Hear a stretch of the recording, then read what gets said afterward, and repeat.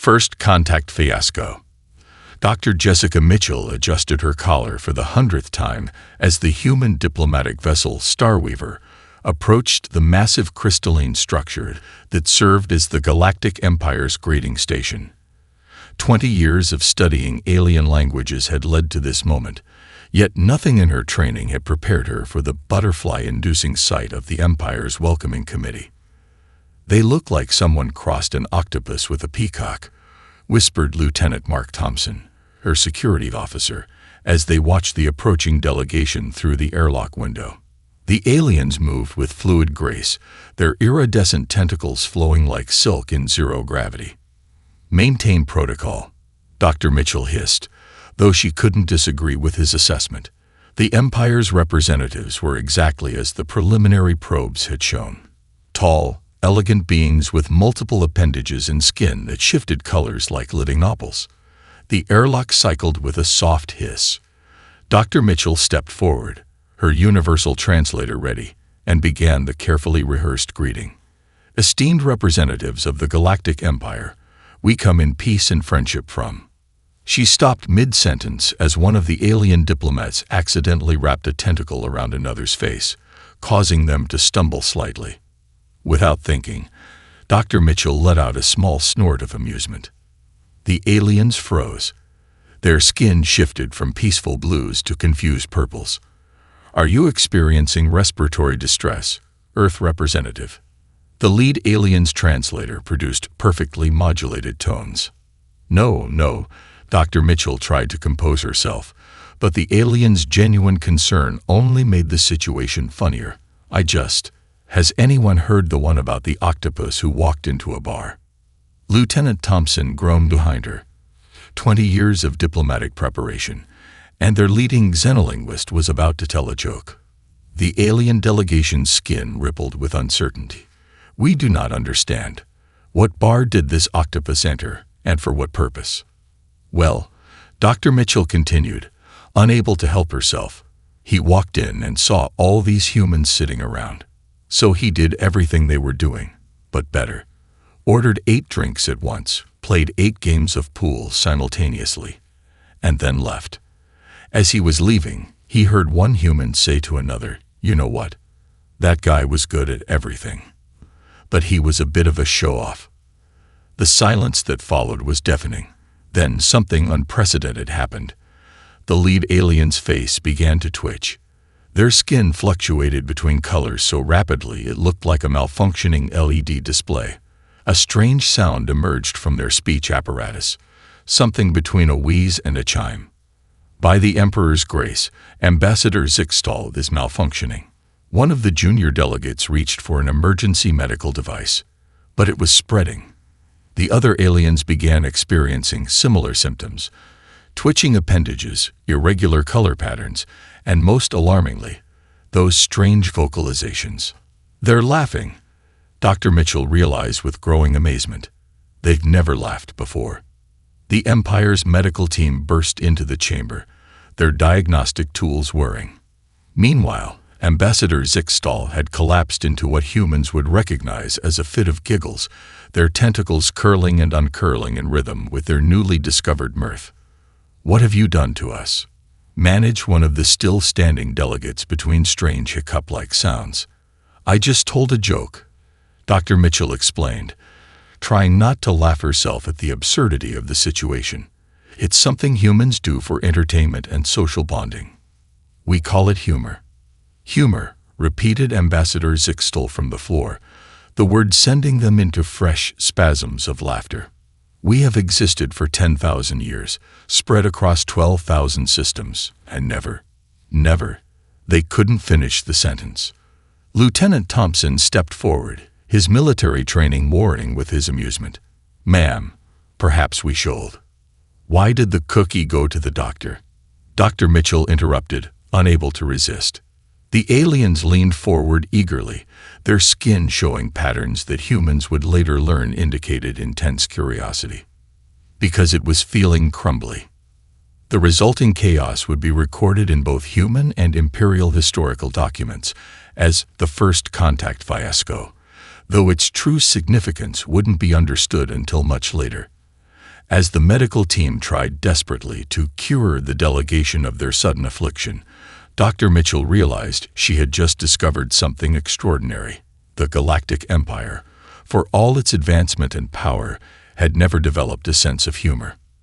And now they couldn't stop laughing. Commander Thomas Anderson stared at the quarantine field surrounding the Starweaver, its purple energy barrier humming with enough power to contain a supernova. He couldn't decide whether to be amused or concerned that the Empire had classified human humor as a Class 1 biological threat.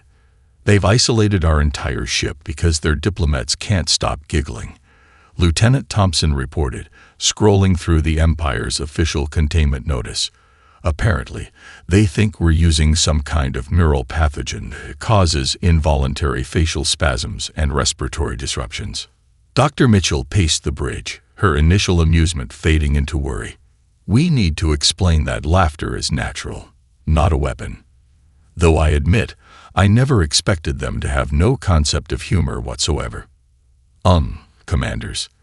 The ship's AI, nicknamed Scout, manifested its holographic avatar, looking unusually sheepish. We might have a situation. Anderson pinched the bridge of his nose. What did you do? In my defense, their network security was practically asking for it. All those unprotected data ports, just sitting there. Scout projected a screen showing various Imperial communication channels. I might have accidentally connected to their network while looking for cat videos. Scout. Anderson's voice carried a warning tone. And I might have uploaded our entire meme database to their central repository. The bridge fell silent. Then multiple emergency alerts began blaring through the quarantine field. On the main view screen, they watched in horror and fascination as Imperial ships started broadcasting peculiar messages.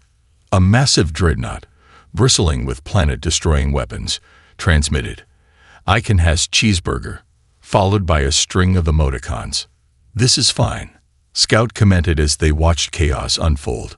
Young Imperial officers were sharing ancient Vine compilations, their tentacles moving in sync with "What are those?" references. A group of junior diplomats had discovered rickrolling and were playing it on every available frequency. They're treating memes like a new language, Dr. Mitchell observed, her xenolinguist instincts kicking in. Look at how quickly they're adapting and creating their own variations. On a nearby Imperial station, a digital billboard intended for important announcements now displayed a crudely edited image of their emperor with the caption, "One does not simply walk into the Empire," followed by what appeared to be an alien attempt at bottom text. "We've created monsters," Thompson muttered as they watched an Imperial security officer attempt to recreate the distracted boyfriend meme using tentacles. The situation reached critical mass when the Imperial Military Academy's entire senior class abandoned their graduation ceremony to recreate something they discovered called a Harlem Shake. The resulting video, featuring hundreds of color-shifting aliens flailing their tentacles in perfect synchronization, would later become the most shared content in galactic history. Commander Anderson drafted an official response to the Empire's containment order. "We assure you that humor is not a biological weapon. However, we accept no responsibility for what happens when you discover TikTok." "Too late," Scout announced cheerfully. "They just found it. The Imperial High Command is currently attempting something called a dance challenge." Dr. Mitchell couldn't help but smile as she watched the supposedly dignified Empire dissolve into chaos. "You know what's really interesting? They're not just copying our humor, they're beginning to develop their own. Look at these new memes they're creating." She pointed to a rapidly spreading image macro featuring an Imperial cleaning drone with the caption, "When you try your best, but still spill quantum coffee." It made absolutely no sense to the humans, but was apparently hilarious to the aliens, who were sharing it millions of times per second. "Should we tell them about YouTube?" Scout asked innocently. "Absolutely not," Anderson ordered. "The galaxy isn't ready for that much content at once." But it was too late. Through the view screen, they watched as the quarantine station's main display started playing "Charlie Bit My Finger," causing an entire shift of Imperial guards to experience what their medical staff was now calling acute entertainment paralysis. "At least they haven't discovered," Thompson began. "Breaking news," Scout interrupted. "The Imperial Science Division has just found something called Reddit." Anderson slumped in his captain's chair. "May whatever gods they believe in help them all." Outside, the quarantine field flickered as the Empire's most sophisticated AI systems began dedicating themselves to understanding why humans found pictures of cats with misspelled captions so entertaining. The age of galactic memes had begun, and there was no going back. Ambassador Michael Hayes straightened his tie as he prepared to address the Galactic Senate. The vast chamber, filled with representatives from 12,000 systems, hummed with tension and occasional bursts of inappropriate laughter.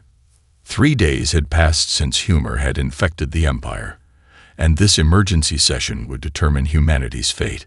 "Esteemed members of the Senate," Hayes began, his voice echoing through the crystalline chamber, "I stand before you to address concerns about Earth's alleged biological weapon." A holographic display behind him suddenly flickered to life, showing a compilation of Earth's greatest comedy moments instead of his carefully prepared charts about human cultural development. "My sincerest apologies," Hayes said, trying to maintain composure as Charlie Chaplin danced across the screen. "There seems to be a technical. What is this magnificent display of physical inadequacy?" boomed Senator Xilf of the cephalopod Concordat, their tentacles waving in excitement. The ancient squid-like being had never seen slapstick comedy before, and their species' natural grace made the concept of intentionally falling down absolutely revolutionary. "That's not part of my presentation," Hayes insisted, but it was too late. Senator Xilf, in an attempt to recreate Chaplin's famous tripping sequence, had deliberately entangled their tentacles and was now rolling down the Senate chamber's central aisle. The chamber erupted in what humans would recognize as laughter, though it sounded more like a symphony of wind chimes being thrown down a flight of stairs. "Order!" Supreme Chancellor Vexthor's voice thundered through the chamber. "We are here to discuss the human threat, not to." They paused as Senator Xilf completed another perfectly executed pratfall. "Not to." The Chancellor's color patterns began shifting rapidly, a sign that they too were struggling not to laugh. Hayes watched in growing concern as the most dignified political body in the galaxy descended into chaos. The representatives from the Silicon Collective were attempting to tell jokes through binary code. The gaseous Confederation delegates were making what they thought were funny sounds by releasing different noble gases. "The humans have weaponized joy," accused Ambassador Zurl of the warrior clans, though the effect was somewhat undermined by their uncontrollable giggling. We demand. They couldn't finish the sentence because someone had just introduced them to the concept of puns. The holoscreen, still seemingly possessed, began playing episodes of Mr. Bean. "This is clearly an attack on the Empire's dignity," declared a representative from the Ancient Worlds Coalition, right before slipping on their own ceremonial robe in what was definitely not an accidental recreation of physical comedy. Hayes watched helplessly as 12,000 years of carefully maintained diplomatic protocol crumbled before the power of human humor. The Galactic Senate, which had survived wars, plagues, and cosmic disasters, was completely undone by the discovery that people could make funny faces on purpose. "Perhaps," Hayes suggested desperately, "we could take a brief recess, Toe." "Why did the photon refuse to check into a hotel?" interrupted a usually silent representative of a hyper-evolved mathematical species. The chamber fell quiet, thousands of alien species leaning forward in anticipation. Because it was traveling light.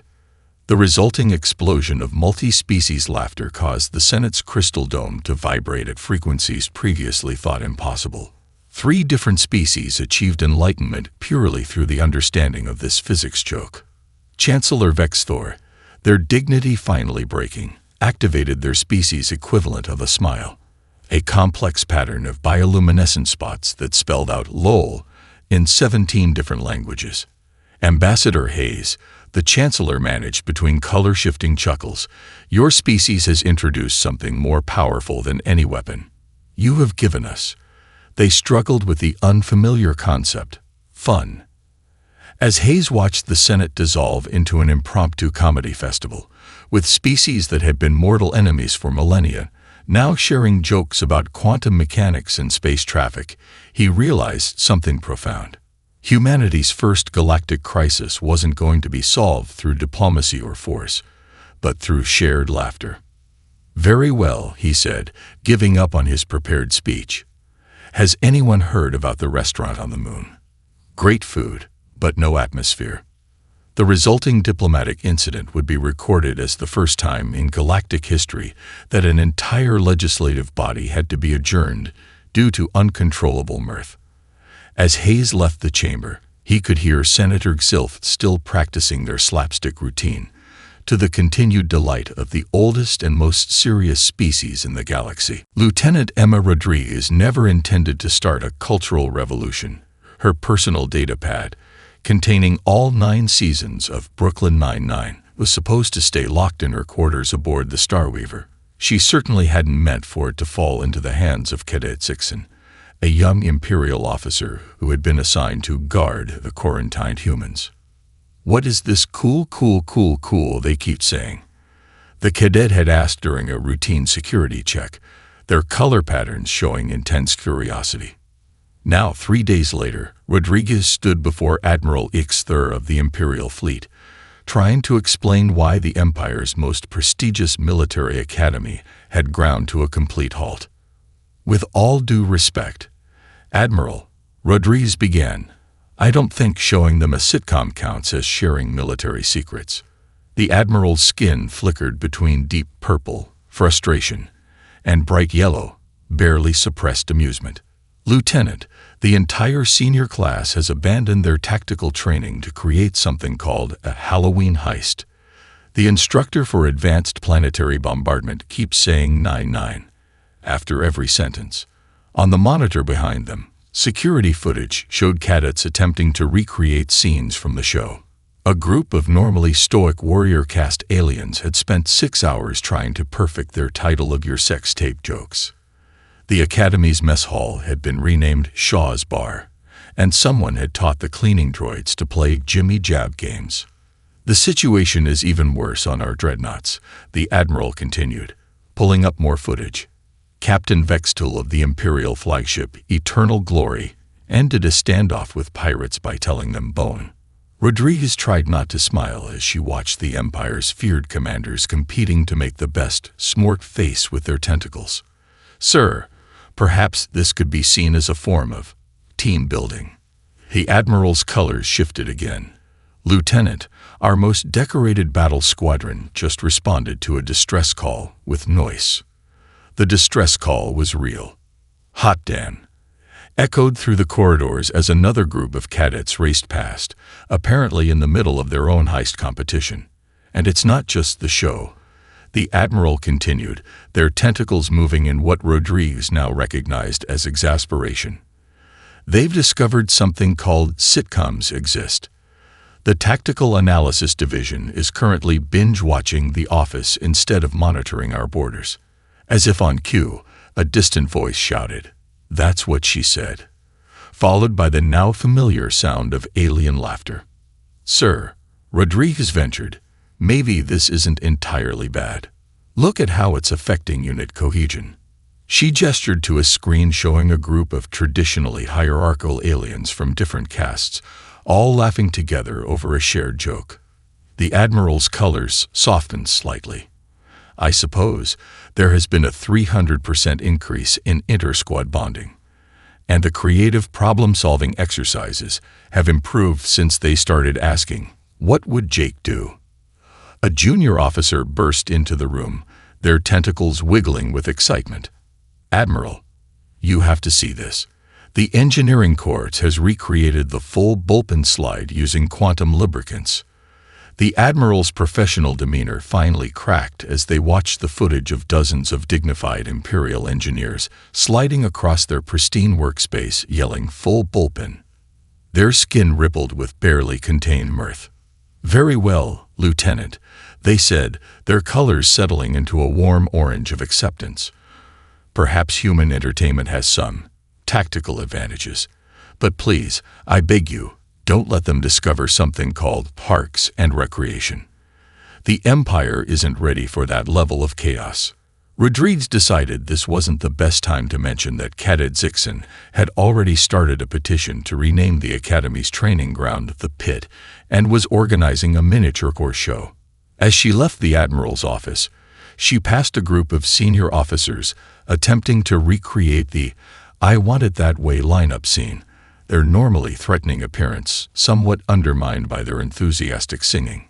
"Cool, cool, cool, cool," she muttered to herself, wondering what other changes human comedy would bring to the galaxy's most powerful military force. Behind her, the Admiral's voice drifted through the door. 9-9. At least they hadn't discovered GIFs yet, though Rodriguez had a feeling it was only a matter of time before the Empire's fearsome battle communications would consist entirely of reaction memes and Brooklyn Nine-Nine quotes. Captain James Cooper infiltrated the secret meeting of the Preservation of Imperial Dignity movement with practiced ease.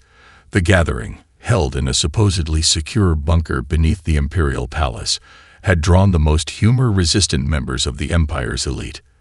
Their mission: to save their civilization from the scourge of human comedy. Brothers and sisters, intoned High Commander X4, their tentacles arranged in the most serious pattern possible. "We must address the greatest threat our empire has ever faced." A muffled snort interrupted their speech.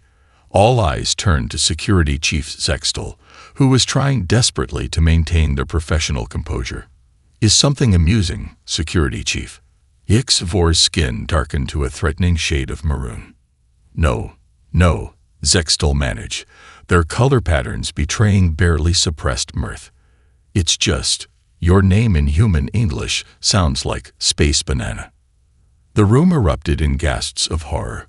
High Commander X4's tentacles twisted in embarrassment as their skin flushed a mortified pink. "This is exactly what we're fighting against," they thundered, though the effect was somewhat undermined by scattered giggles. "The humans have infected our most sacred institutions with their primitive concept of humor." Cooper watched from his hiding spot as Zextal raised a tentacle. "Permission to speak freely, Commander Spacebaugh. High Commander." Denied. But it was too late. The damage was done. Even the most stalwart members of the Resistance were beginning to show signs of amusement, their skin patterns flickering between determination and hilarity. "We must read our manifesto," X4 declared desperately, "to remind ourselves of our sacred duty to." "Why did the alien go to the doctor?"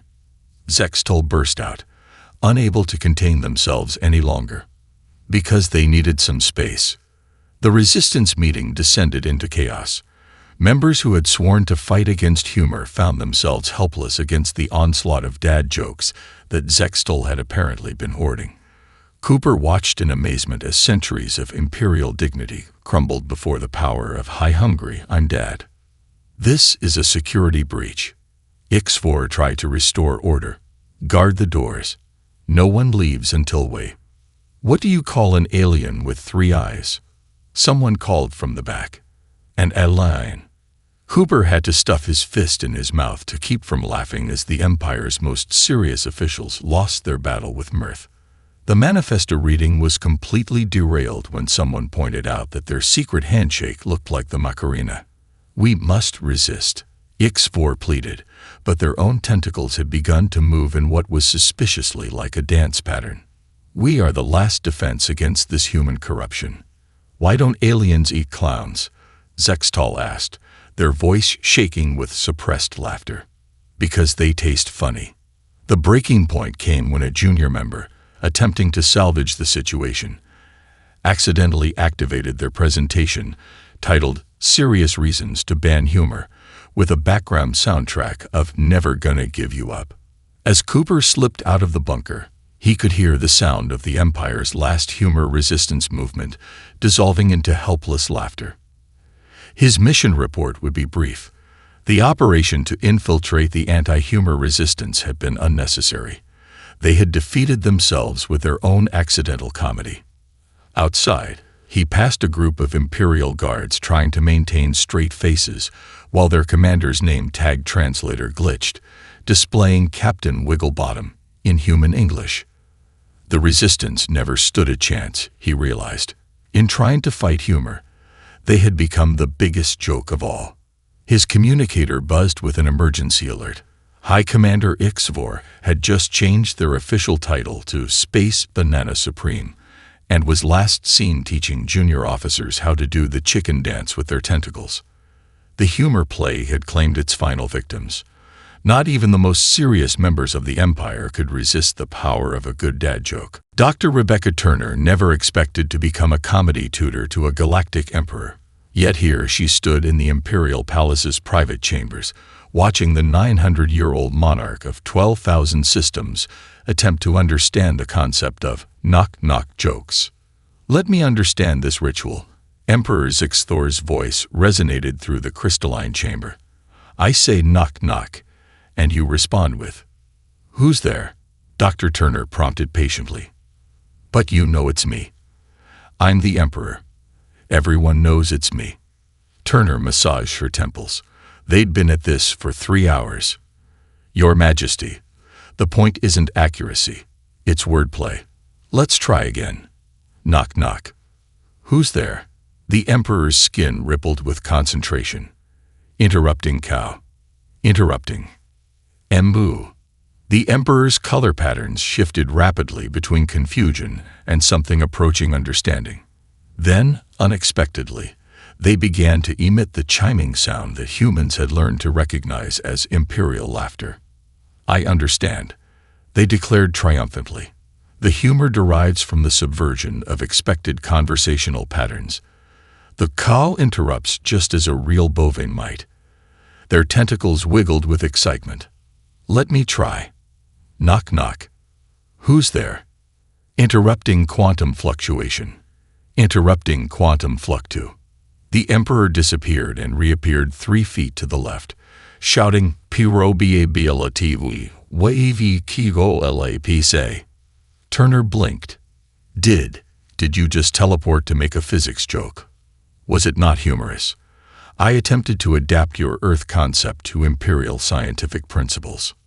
No, it was actually pretty clever, Turner assured them, making notes in her Galactic Comedy Evolution Journal. "You're learning faster than expected." The Emperor preened, their skin showing patterns of pride. "Show me more of these human entertainment formats." Turner pulled up her tablet, scrolling through centuries of human comedy. They progressed rapidly from knock-knock jokes to puns, from slapstick to satire. The Emperor proved to be a surprisingly apt pupil, though their attempt at physical comedy nearly caused an interstellar incident when they accidentally teleported half the royal guard into the palace fountain. "And this?" The Emperor pointed to a particular image on the screen. "That's called a meme, Your Majesty. Specifically, this is fine dog." The Emperor studied the image of the cartoon dog surrounded by flames, their skin shifting to thoughtful purple. This small canine accepts their dire circumstances with admirable stoicism. It speaks to the fundamental absurdity of existence. They waved a tentacle, and suddenly every imperial banner in the palace changed to display the meme. "This is now our national symbol. Perhaps we should take a break," Turner suggested, but the Emperor was already diving into a collection of internet cat videos. "These small Earth predators," they mused, watching a compilation of cats knocking things off tables. "They understand comedy better than my entire species. Look at their perfect timing, their commitment to chaos." 6 hours into the lesson, the Emperor had progressed to abstract memes that even Turner struggled to explain. "But why is it funny when humans say E?" they demanded. "Sometimes things are funny precisely because they don't make sense," Turner explained, watching as the most powerful being in the galaxy attempted to recreate the galaxy brain meme using actual galaxies. The final test came when the Emperor decided to try their hand at original humor. Observe, they announced to their assembled court. What did the quantum physicists say to the Imperial Guard who teleported into their laboratory? The court held its collective breath. Your position or your momentum? I can't know both. The resulting laughter was genuine, if slightly tinged with mandatory appreciation. The Emperor beamed, their skin displaying patterns that Turner's translator rendered as mission accomplished. As she prepared to leave, the Emperor called after her. Dr. Turner, one final question. These dad jokes you mentioned, must one be a father to tell them? No, Your Majesty. Anyone can tell dad jokes. The Emperor's skin displayed a pattern she'd never seen before. Pure mischief. Excellent. Tomorrow, I shall begin my new policy. All imperial decrees must be delivered in the form of dad jokes. Turner left the palace wondering if she just fundamentally altered the course of galactic civilization. Behind her, she could hear the Emperor practicing. Why did the antimatter particle get arrested? Because it had negative qualities. The age of imperial comedy had officially begun. Professor William Harper stood before his research team at the Interstellar Comedy Research Institute, surrounded by holograms showing the bizarre evolution of alien humor across the galaxy. 6 months had passed since humanity's first contact, and the development of species-specific comedy had taken unexpected turns. Look at the Crystalline Collective. He pointed to a display showing crystalline beings communicating through elaborate light patterns. They've developed what they call prismatic punchlines, jokes told through specific sequences of refracted light. His assistant, Dr. Rachel Martinez, pulled up another hologram, and the gaseous entities of Nebula 7 have created an entire comedy genre based on choreographed noble gas releases. They call it quantum flatulence. But here's the real mystery, Harper said, highlighting a particular dataset. Somehow, every single spacefaring species has independently discovered and fallen in love with The Office. We've documented over 3,000 different alien interpretations of the show. The research team watched footage of a recent adaptation by the silicon-based hive mind of Sector 12, where robots recreated the entire series using binary code and interpretive mechanical movements. Their version of Jim looking at the camera involved rotating their optical sensors exactly 37.2 degrees toward the audience. The psychic clouds of Jupiter's third moon have developed something particularly interesting. Martinez continued, pulling up new data. They're telling jokes through shared hallucinations. Apparently, their version of a pratfall involves making everyone simultaneously experience the concept of gravity as a practical joker. Harper nodded, adding another note to his ever-growing Galactic Comedy Evolution database. But the real breakthrough came from the hive mind beetles of Proxima Centauri. They've somehow merged stand-up comedy with interpretive dance and quantum entanglement. The room's holographic display showed thousands of iridescent beetles forming complex patterns while simultaneously telling jokes through synchronized wing vibrations. Their most popular routine, "Why did the quantum particle cross the superposition?" had become a galactic sensation, despite no one quite understanding the punchline.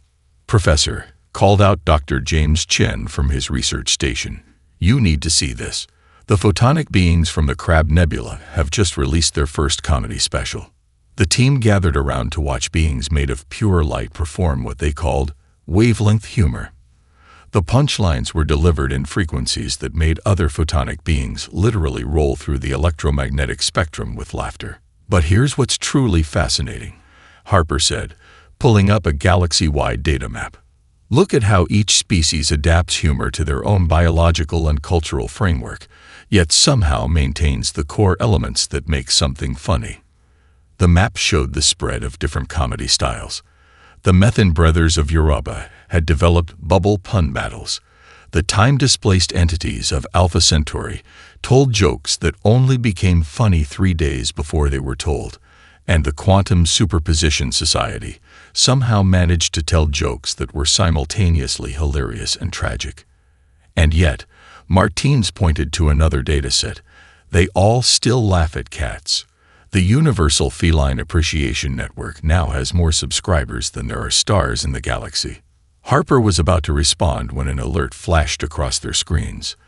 The hive mind of Betelgeuse, historically known for their serious philosophical treatises on the nature of existence, had just released their first attempt at a sitcom. "Oh no," someone whispered as they began watching. The show, titled Friends but We're Actually a Collective Consciousness, featured millions of linked minds attempting to recreate classic sitcom scenarios while maintaining their neural network. Their version of How You Doin' involved a synchronized psychic blast that accidentally made everyone within 50 light years feel mildly flirtatious. Added to the database, Harper sighed, watching as yet another civilization discovered the joy of laugh tracks under unexpected applications of hive mind technology. As the research team documented this latest development, Harper couldn't help but smile. In just 6 months, humor had evolved from a uniquely human trait to a galactic art form, with each species putting their own spin on what it meant to be funny. "Any predictions on what's next?" Martins asked. Before Harper could answer, another alert lit up their screens. The quantum wavelength beings of Vega had just discovered TikTok dances. "May the cosmos help us all," Harper muttered, reaching for his datapad. The evolution of galactic comedy had just entered a whole new phase, and he had a feeling things were about to get even stranger. Marine Sergeant Ashley Thompson had organized countless military operations, but nothing quite compared to coordinating the first intergalactic comedy festival. The massive space station designated Laughing Matter orbited a neutral star system, its crystalline halls filled with representatives from every corner of the galaxy. "The Methane brothers need to be at least 3 sectors away from the plasma entities," she muttered into her comm unit. Last time they got too close, their combined routine created a small supernova. The festival was already teetering on the edge of chaos. The quantum comedians kept appearing in multiple places simultaneously, insisting it made their timing better. The Crystalline Collective's light-based comedy routines had accidentally hypnotized half the silicon species into rebooting themselves. "Sergeant," a junior coordinator rushed up, their face pale. "The Emperor is insisting on performing their first stand-up routine." Thompson's blood ran cold. Emperor Zixthor, while enthusiastic about comedy, had a tendency to accidentally insult entire civilizations through poorly timed puns. Their last attempt at humor had nearly started a war with the Photonic Alliance when they suggested that light-based beings weren't very bright. "Where are they now?" Thompson asked, already moving toward the main auditorium. "Practicing their routine with the hive mind beetles. They're calling it 12,000 Systems Walk Into a Bar." The main stage of the festival was a technological marvel, designed to accommodate every form of comedy the galaxy had developed. Holographic projectors for the light-based species, quantum stabilizers for the probability jokes, and specialized translators that could convert humor across 12 million languages. "Your Majesty," Thompson approached the Emperor, who was surrounded by a swarm of iridescent beetles forming encouraging messages. "Perhaps we should review your material before." "Nonsense." The Emperor's skin displayed patterns of extreme confidence. "I have studied human comedy extensively. Observe. Why did the gravitational being get kicked out of school? Because they were always bringing everyone down." The beetles scattered in what might have been either laughter or terror. "And what about the silicon-based life form who walked into a bar?" The bartender said. "We don't serve your type here." The silicon being replied, "How Boolean-minded of you." Thompson watched in horror as the Emperor proceeded to accidentally insult 17 different species' reproductive methods, 3 ancient religious beliefs, and somehow managed to imply that the gaseous entity's ancestors smelled of inferior noble gases. Just as diplomatic disaster seemed imminent, a small voice from the audience called out, "But that's exactly the point, isn't it?" All eyes, optical sensors, and sensory appendages turned to Dr. Jessica Mitchell, who had started this whole galactic comedy revolution months ago. "The Emperor's routine is a brilliant meta-commentary on cultural differences," she continued. By deliberately misunderstanding and mixing various species' sensibilities, they're highlighting the beautiful absurdity of our attempts to bridge our differences through humor. The audience was silent for a moment. Then, starting with the quantum comedians and spreading faster than light through the crowd, laughter began to build. Each species joined in their own way. Chimes, flashes, vibrations, psychic waves of mirth, until the station itself seemed to pulse with joy. The Emperor's skin shifted to patterns of relief and pride, though Thompson suspected they hadn't intended any such sophisticated commentary.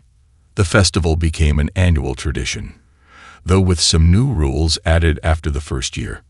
No more cat videos after the Great Purring incident caused a mass hysteria among the feline-worshipping collective. Quantum comedy must be observed before being performed to prevent timeline paradoxes. The Hivemind Beatles were banned from performing Who's On First, with all million members participating simultaneously. Time travel jokes must be submitted last week. As Thompson watched the galaxy's first comedy festival draw to a close, she realized that humor had done what millennia of diplomacy couldn't. It had brought the galaxy together in shared laughter, even if some species laughed in ways that violated the laws of physics.